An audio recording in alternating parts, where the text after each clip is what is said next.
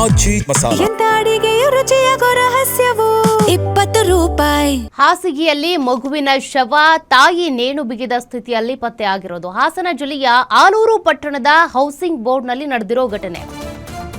ಹಾಸಿಗೆಯಲ್ಲಿನೇ ಮಗುವಿನ ಶವ, ಅದರ ಜೊತೆಗೆ ತಾಯಿ ನೇಣು ಬಿಗಿದ ಸ್ಥಿತಿಯಲ್ಲಿ ಪತ್ತೆಯಾಗಿರೋದು ಹಾಸನ ಜಿಲ್ಲೆಯ ಆಲೂರು ಪಟ್ಟಣದ ಹೌಸಿಂಗ್ ಬೋರ್ಡ್ನಲ್ಲಿ ನಡೆದಿರೋ ಘಟನೆ ಇದು.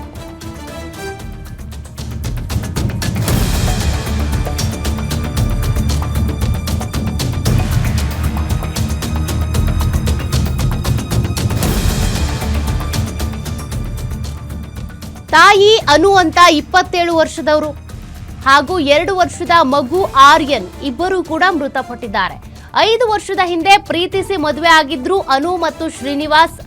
ಮಗುವಿನೊಂದಿಗೆ ಬೆಂಗಳೂರಿನಲ್ಲಿ ವಾಸವಿದ್ದಂತ ದಂಪತಿ 2 ತಿಂಗಳ ಹಿಂದಷ್ಟೇ ಬೆಂಗಳೂರಿನಿಂದ ಆಲೂರಿಗೆ ಬಂದಿದ್ರು.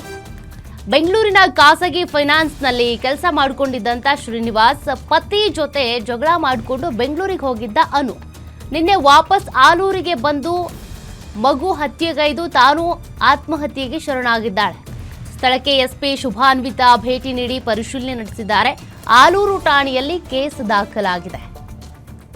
ಆಕೆ ತನ್ನ ಮಗುವನ್ನು ಹತ್ಯೆಗೈದು ತಾನು ಕೂಡ ಸೂಸೈಡ್ ಮಾಡಿಕೊಂಡಿದ್ದಾಳೆ ಅನ್ನುವಂಥ ಮಾಹಿತಿ. ಇನ್ನೂ ಕೂಡ ಇದ್ರ ಬಗ್ಗೆ ಪೊಲೀಸರು ಮತ್ತಷ್ಟು ತನಿಖೆ ಮಾಡ್ತಿದ್ದಾರೆ. ಸ್ಥಳಕ್ಕೆ ಎಸ್ಪಿ ಶುಭಾನ್ವಿತಾ ಅವರು ಭೇಟಿ ನೀಡಿ ಪರಿಶೀಲನೆ ನಡೆಸಿದ್ದು ಆಲೂರು ಠಾಣೆಯಲ್ಲಿ ಕೇಸ್ ದಾಖಲಾಗಿದೆ.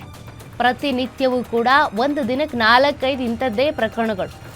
ಒಂದು ಗಂಡ ಹೆಂಡ್ತಿನ ಸಾಯಿಸೋದು, ಇಲ್ಲ ಹೆಂಡ್ತಿ ಗಂಡನ ಸಾಯಿಸೋದು, ಇಲ್ಲ ಅಂತಂದರೆ ಹೆಂಡ್ತಿನ ಮಗುನ ಸಾಯಿಸಿ ಗಂಡನೂ ನೇಣಿಗೆ ಶರಣಾಗೋದು, ಇಲ್ಲಾಂದರೆ ಹೆಂಡ್ತಿನೇ ಗಂಡನ ಸಾಯಿಸ್ಬಿಟ್ಟು ಅವಳು ನೇಣಿಗೆ ಶರಣಾಗೋದು.